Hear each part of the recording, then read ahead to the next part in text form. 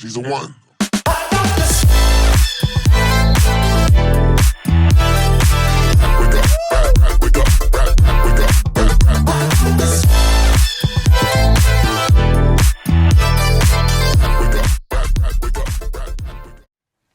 So hello everyone and welcome. I'm very pleased to be here today, and I'm delighted to host that panel with three professionals on a topic how to manage cash and burn while growing.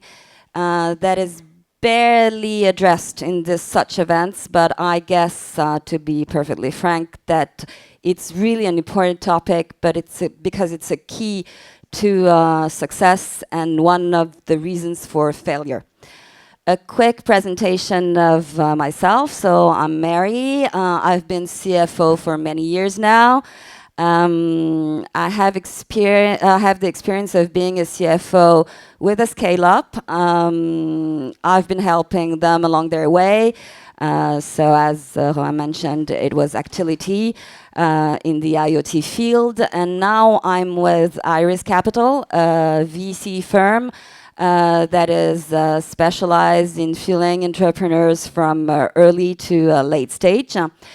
So we do know the path, and we have the experience, some nice and some not so nice, of how to efficiently manage cash.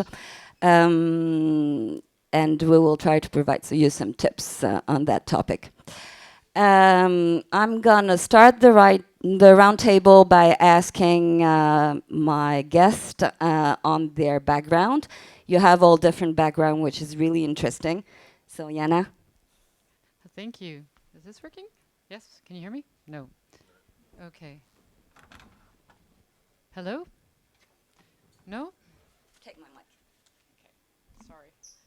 Now you can hear me. Okay. So hello, hi. I'm very happy to be here. My name is Jana Eisenstein. I am representing, I guess, more the management side of the equation when looking how to manage cash. I've been involved in 5 scale-ups, originally coming from a background of finance and then consulting, and then 5 scale-ups, 4 of which were small, kind of high-growth scale-ups. As well as I was working together leading a holding company which managed 12 small scale-ups. So my experience really, I think that's going to be relevant here, is more from a kind of a management perspective, because the roles I held were CEO, president type of roles. So thank you. Hello, I'm Charles. I am the CEO of Toucan Toco. And Toucan Toco is 5 years old, and until today we haven't raised any funds, so we managed to grow from 0 to a few millions of revenue doing SaaS software without raising. So my experience here is to tell you how you can do it. You don't have to go for fundraising at the very beginning. I think you can do a lot of things by yourself if you manage well your cash. Because at the end of the day, if you can pay the wages, you can move forward. Yeah, hi. Good afternoon, everyone. My name's Kevin Kimber. So I'm the CEO of Remilia. My background, very briefly, I've spent 15 years building enterprise B2B SaaS businesses, 2 of which have gone public in New York. So I was one of the founding team at a business called ServiceNow, then a business called Zuora, and then more recently, I've been doing some investing. And then in the last 12 months, taken an operational role again as CEO of Remilia. So I've been through many different experiences in relation to cash. So happy to talk to you this afternoon.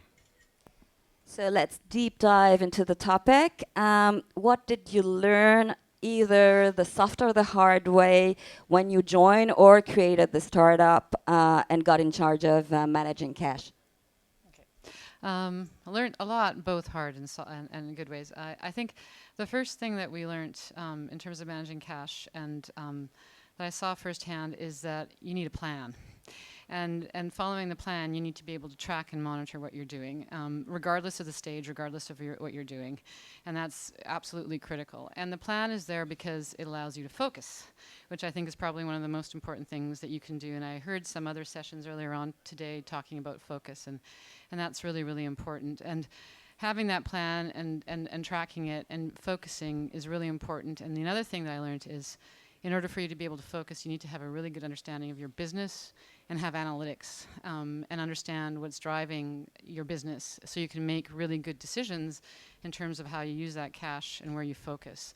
So, you know, I know it sounds a bit boring, but actually it's a methodology that actually, I've seen work really well and I've seen not work at all. And then the last part, I think, in terms of managing cash is more of a cultural, I think, thing that's really important in a business. And it's important that that the business, that your team, that people in the business understand kind of what you're trying to achieve and the goals and the focus, and sharing your targets with them, and they understand what each and every decision, how that impacts the cash situation. And obviously you're not going to get into huge detail with everybody in the business, but I think everybody has a responsibility in that business to think about it in that way, and you make it a part of the culture in terms of understanding what's going on. Yeah, you mentioned that when we were preparing this panel, it's a real philosophy you have to be able to implement in the company. Yes, I think you have to build the cash culture inside the company, because it's not only the CEO or the CFO who owns the cash management. You give autonomy to people to spend it. Could be for the marketing team, but every sales representative can take planes, can take hotels. So if you don't educate them about what's a reasonable price, that you shouldn't take your tickets at the very last minute, that you can cancel it because it's the firm that pays for it, I think it's very important to empower everybody that manage cash as if it was your cash. And it's something I think we have done well. It means that you can scale the company because the culture is here, and it's not a culture where you say I can spend, and we don't care because I don't see where the money goes in and where the money goes out. And this is how you can trust your team that the money will be wisely spent. Yeah, and I think, I guess from my perspective, just reflecting a little bit on a couple of things that have been said, I think it also partly depends on what market you're in. So if you're creating a category, for example, the likely cash requirements to do that are going to be greater. And so, in terms of how you manage the burn, what are the key metrics that you need to a small number? So, I'm talking about at a stage kind of 0 to 10 million in revenue. So, what metrics do you need to have in place? 3 or 5 key metrics to make sure that you're on track in terms of where you're spending, because one thing's for sure, the plan that you set at the start of the year is going to change.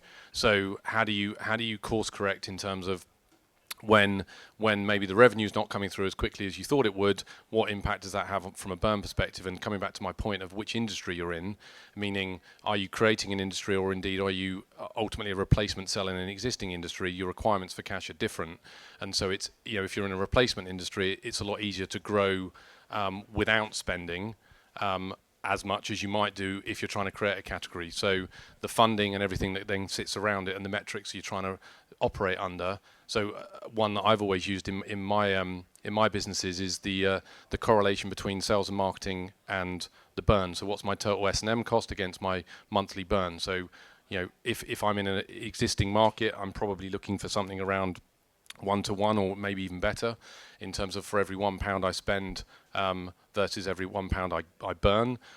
If I'm trying to create a category, it's probably more like for every 50p I get, I'm spending £1, or 50 cents. Sorry, I'm in France. 50 cents. I'll receive £1. So I think there's a small number of metrics that are important, and then depending on the type of industry you're operating in, and you're comfortable, how comfortable you are in terms of your risk tolerance, in terms of how you spend that money. Yes, and I think there is 2 things in what you say. There is the P&L approach, and there is the cash approach. Because what you say, I think it's more focused on the P&L, what's your sales and marketing cost based on your monthly recurring revenue. But you have, I think, in my point of view, you have 2 things to track: the P&L, but also the cash, because you can have a very good P&L or a bad P&L and a good cash situation. So you have to manage the cash inflows and cash outflows, because every month you have to pay the wages, you have to pay for your rent, but you don't get the money from your client every month. No, totally. And also just on that, it's very easy to think when you've just raised your first round or maybe your second round that I've got a load of cash in the bank and therefore I can soften my focus on that cash because things like that are taken care of. That whole. Yes, you're on a growth trajectory, but also keeping a really laser focus on the cash. And when, having ultimately a two-speed plan is another way I've always operated in terms of, do I have a plan that can achieve growth, but also cash flow break even in terms of being prudent? So if I'm not seeing the revenue growth I need, how do I make sure that I've got the right cash to be able to pay those things? So definitely, front end and back end. And that's one of the hard things I have learned is that you have to have processes. Because if you don't have the process to collect cash, it can hurt because, for example, we work in B2B, so people don't want to pay. If you don't send them the bill with the correct information, blah, blah, blah, if you don't have the process, you can wait for your cash months, and it won't come. It's not like a consumer when they pay before to get the product. So if you don't have the process, the right process to manage the cash collection, and after to manage the expenses, for example, traveling, hostels, etc., it's very you can die very quickly. Jana, anything to add? No, I totally agree with that. I think the processes are very important. But one thing that I think is also interesting, and I'd love to hear your viewpoints on that, is we were talking about the culture, and let's say you've got the processes in place, and you have and I've seen this happen, where you install a very, very, I'd say, conservative approach towards cash in the team. And then you get funding, and then it's time to really grow it aggressively. And actually, what's interesting is at that point, people find it hard to switch and start to make those decisions and to become bolder in terms of where they're going. So coming to your point, it depends, I think, not only on what you're trying to sell, but what phase you are in terms of growing the company. Because at some point, you need to become a bit risk taker and push. And that's very different than your original kind of thesis. Yeah, and also as you get bigger, it's harder to control that concept of controlling cash because people's reasons for joining a company at, say, 10 million or 20 million or 50 million in revenue is different, and their experience in terms of where they've come from is different. And so certainly as a founder, it's one of the things I found difficult was I'm still in a mentality of I'm not taking the Kit Kat out and the mini bar because that's €3, which is a ridiculous amount of money for a chocolate bar. Whereas you've got people coming in, who maybe aren't treating the company's money as if it's their own because they haven't needed to. They've never been in a company of that type of mentality. And maybe I'm outdated because that's how I operated 2 years ago. And we're now at a point where we do need to spend more money quicker. And it's funny you talk about talent because at a certain point you need to start hiring talent that is a different level than when perhaps you hired when you were initially starting out. So it's kind of understanding the evolution of how you manage all of that. And when do you supplement the exec team? So so in terms of to leverage the growth, I need to build out processes, I need to build out the team. Maybe historically I've been able to get away with paying under market in terms of roles because I've been able to trade off that against equity. But now, either my option pool is sufficiently depleted that I can't now do that trade-off, or indeed we're at a stage where we need those skills and we need to pay market for those skills. Getting comfort around being able to do that and being willing to pay those salaries is also not something to be trivialized. So I guess that in the room today we have entrepreneurs at all stages. So just to summarize what you already said, what would be your number one tip that you would give them if they have not hired yet a CFO or a cash manager? I would say it's to have the process to collect the cash and the process to monitor the cash spending, which means having your Excel or whatever solution you use, but to collect all the spending information split by categories, so you know exactly and precisely every month where the money goes out, so you can manage your ratio and adapt very quickly if you spend too much or not too much. Yeah, I mean, I think I agree with those points. I think for me, CFO specifically is one of the most important roles in the leadership team. And so as I think about the businesses I've been involved in and Remilia today, my CFO is both my kind of my conscience, in that ultimately, I'm trying to drive a strategy for growth, and he's keeping me tethered in terms of the cash that we have. But also, to have a strong CFO it makes such a massive difference. And so I guess the example I would draw is, at the moment, for example, in Remilia, we have an HR director. There's a big difference between an HR director and a chief people officer, in that I have somebody, and this is not a criticism of the individual, I have somebody who's able to functionally manage the HR processes, but that's very different to being responsible and thinking about the people strategy of the business. Same is true in finance. So, I could have a finance manager that's fundamentally managing the processes in the business. That's very different to somebody that's ultimately thinking 6, 12, 18, 24 months ahead in terms of the financial strategies of the company. So for example, in the last 9 months, we've opened 3 new offices, 2 of which are in North America. I couldn't possibly have done that without a CFO, because not only is that CFO responsible for the financial elements, but also in a business of our size, and just for simplicity, we're at roughly 10 million euros ARR. A business of our size, he's also responsible for a lot of the other back office functions, so legal, HR ultimately report into him, but specific to opening up new territories, all of the employment law that goes behind that, the setting up entities, the making sure we're appropriately funded, negotiating contracts on offices, all that sort of stuff, so that I don't have to think about that. I can't speak highly enough of a very powerful, a very capable CFO. Yeah, I'm gonna add to that, actually. I think what you're talking about is right, and especially when you're small. I think the other thing that a CFO that I've seen work really well is they have a good business understanding. They have to understand your business.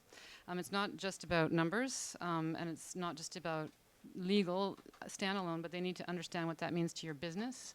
And as you're right, being your right-hand man or being an advisor is understanding what impact these things will have on the business. And as you're small, you don't have the luxury to afford to have many different roles. So, I think in the CFO tether, apart from what you've said, would be also things like analytics.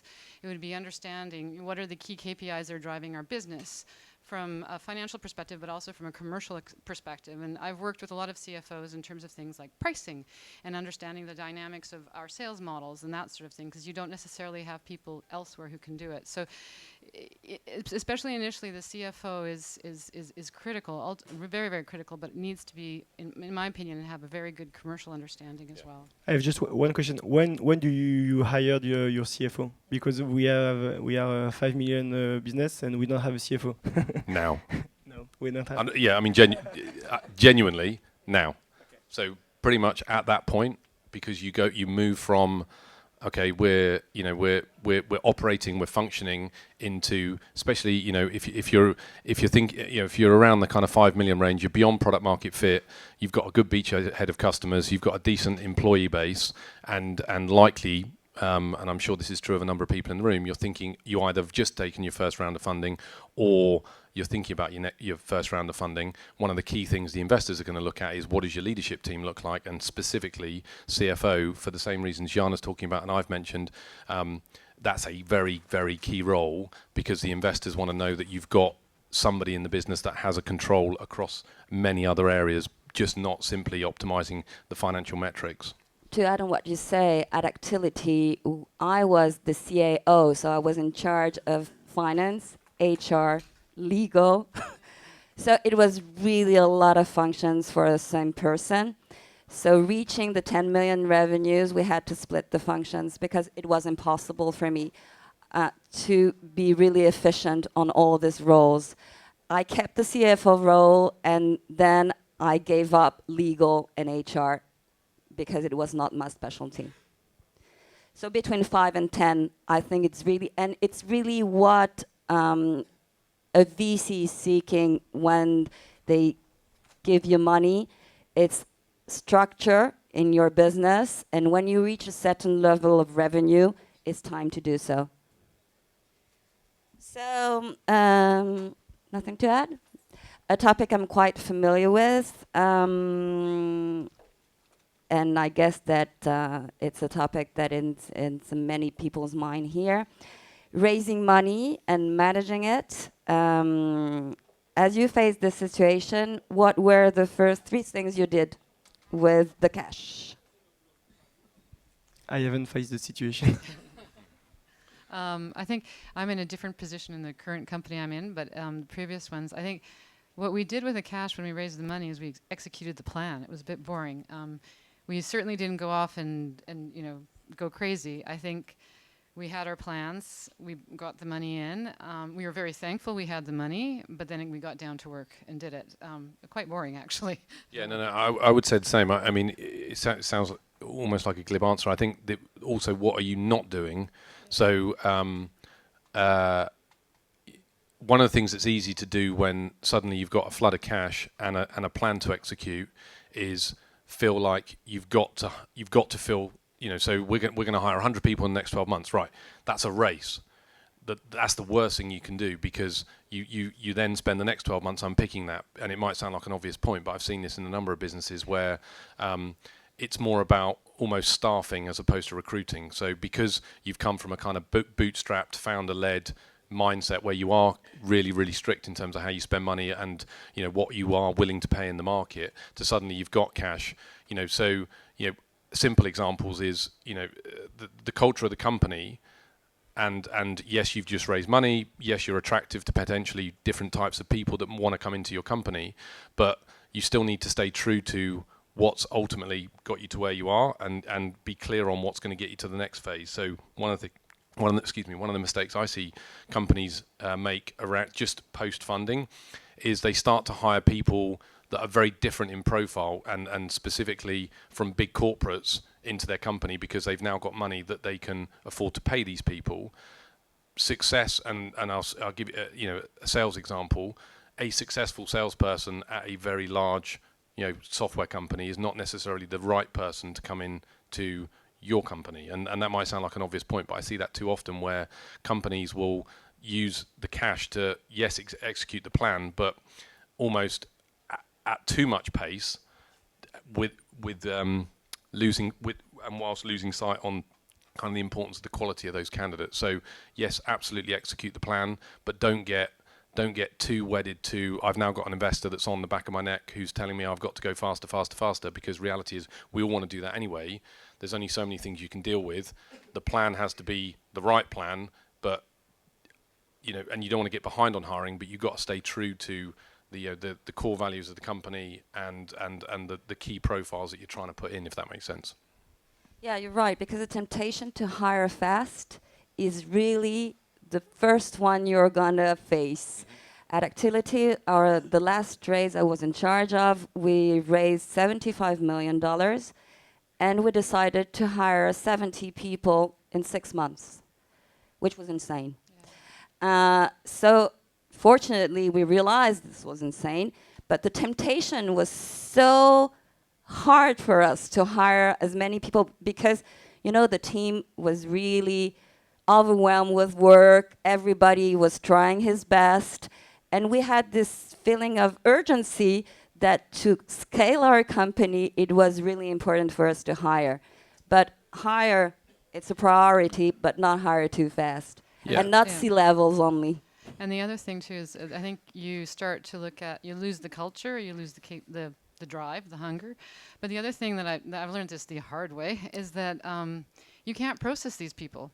They may be good and they may be spot on, but if you're hiring on 10 people at once and you've never had a proper onboarding, and everybody just doesn't have time, they don't have time to actually sit down with these people because they need to get everything done because you're growing so quickly, it's really, really hard. And it creates even a worse situation. So, I mean, not only that, but also you need to build some foundations in terms of being able to professionalize and be able to manage 100%. The money, in fact. Okay. So if you're contemplating, is there a view is contemplating raising money? Yeah. No? You're going to grow on your own? So if you contemplate raising money, what would be the key questions you should think of when interviewing VCs? Because everybody knows now that nowadays startups are choosing their VCs and not the contrary. So I would say so a couple of things. One is there's never been more capital looking to be deployed as there is right now. And so what that does mean is if you're in the position where you're looking for capital, there's so much choice. And so, in the last, one of the other things with the capital is over the last few years, funds that were traditionally fairly well structured in terms of early stage, mid stage, late stage, have all kind of collapsed because they're all looking for good value. They're all looking for deals. And by the same token, North American funds that would traditionally stay in North America are now looking in Europe because they believe there's better value. So therefore, how do you, what questions do you ask and how do you decide, who you're going to take funding from is a really difficult thing, especially because every single fund will say we've got value add and we've got global reach. So, okay, if you take that as table stakes, what does that then mean you're looking for? I think ultimately for me it comes down to, and this again might sound like an obvious point, but this is somebody that you're going to spend a lot of time with over the next 3, 5, 7 years, depending on what your growth trajectory is and your strategy is. So first and foremost, what is the chemistry like is certainly the one of the key things I look for. And so I hear a lot of people talk about, well, I'm optimizing for valuation, or I'm optimizing for valuation plus lack of dilution. At an early stage, in that kind of 5 to 10 million range, I wouldn't get too twisted around valuation or dilution. I'd be more focused on who is this fund, how many times have they taken companies like mine to where I'm trying to get to? Do they believe in my vision? How patient are they? How coaching are they from a mentality perspective? Because I don't want someone at a board, frankly, if the board meeting is only somebody either pointing fingers or, asking questions that they could have asked prior to the board meeting, that's not really much value. I want somebody that's in this with me that's going to challenge me, but also come to me with ideas, is going to have a network, and so on and so forth. So, I think it's actually very difficult to raise money at the moment, not in the concept of physically raising money. I think that's actually relatively straightforward because of how much capital there is in terms of deciding who the right partner is. I think another thing, people often talk about is, they want a brand name. So they want Sequoia, or they want Benchmark, or they want Index, or they want Insight, some of these big names. Yeah, maybe.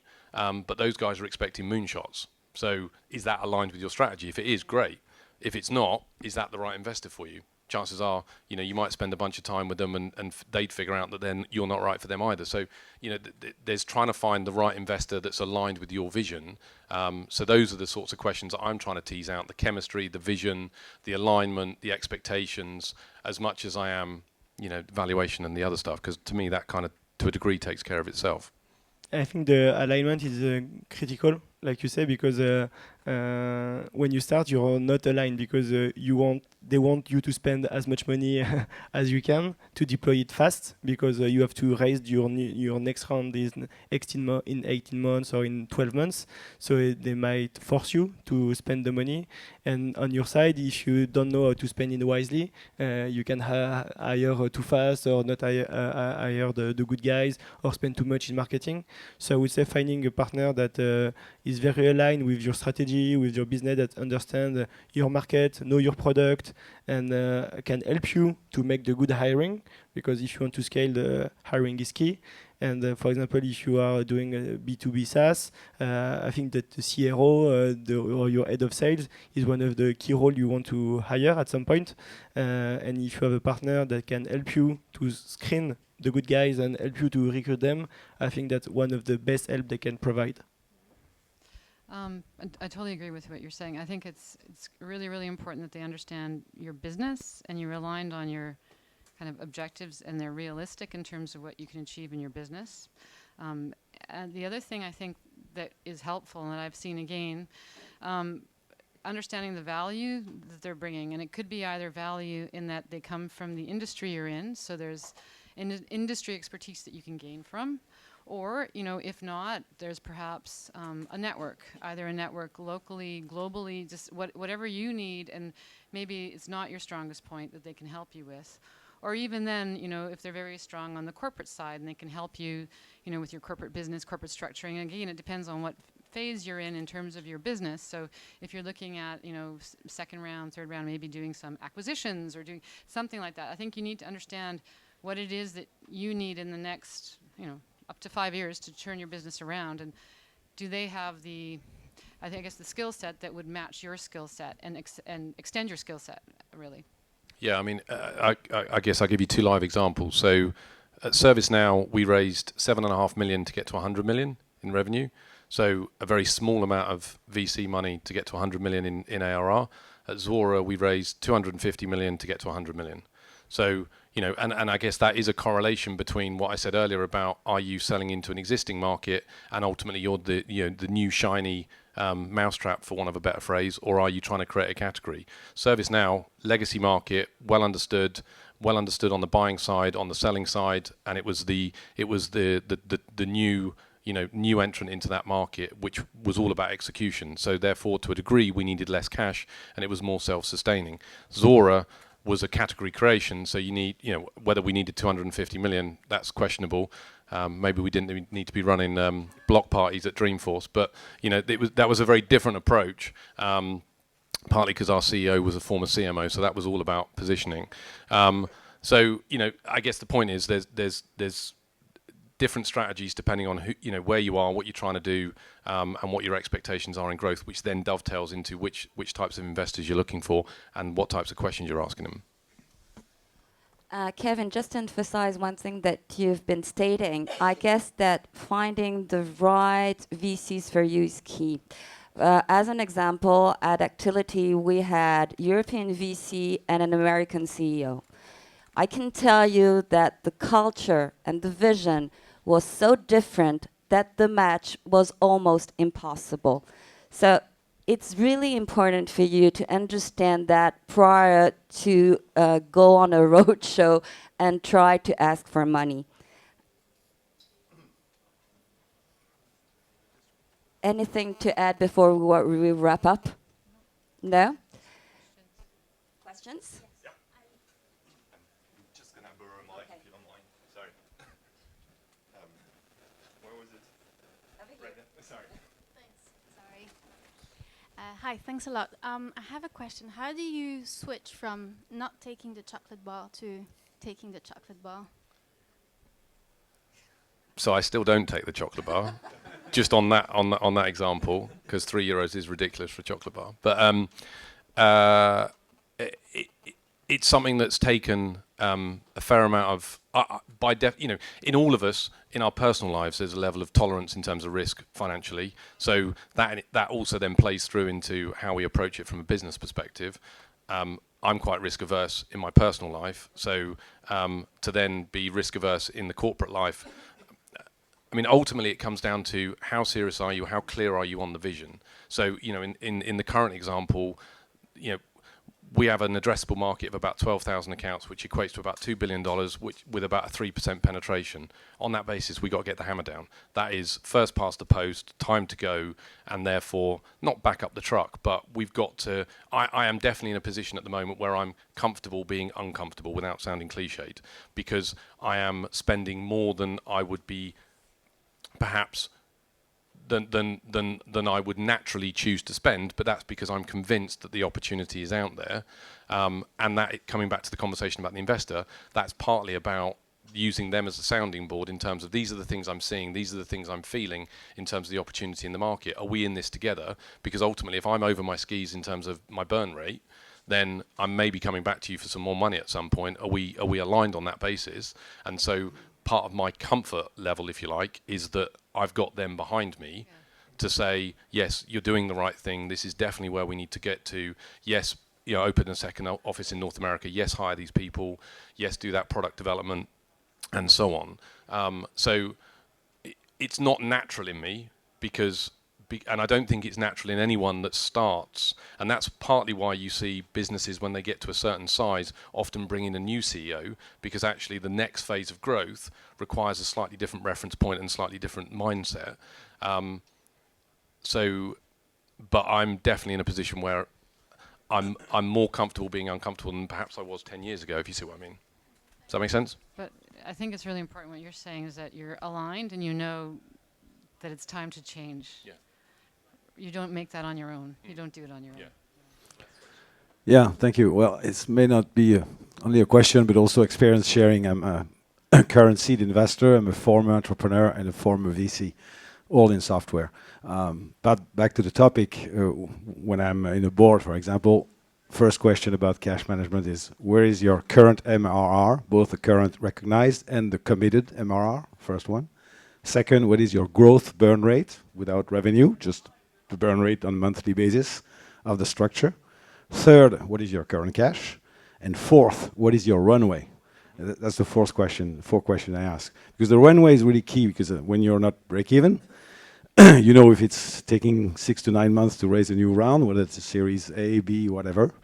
So it's really key to then act on the, what I call the, based of course on, when I'm in a board, on the budget versus the previous board, brake pedal, acceleration pedal. So it's always a matter of about to manage cash flow. That's a, maybe not be a question, but No, experience sharing. 100%. 100%. It's the process. That's about it? Thanks very much for listening. No. Thank you. Thank you very much for your inspiring insight. Thank you, guys. She's a one.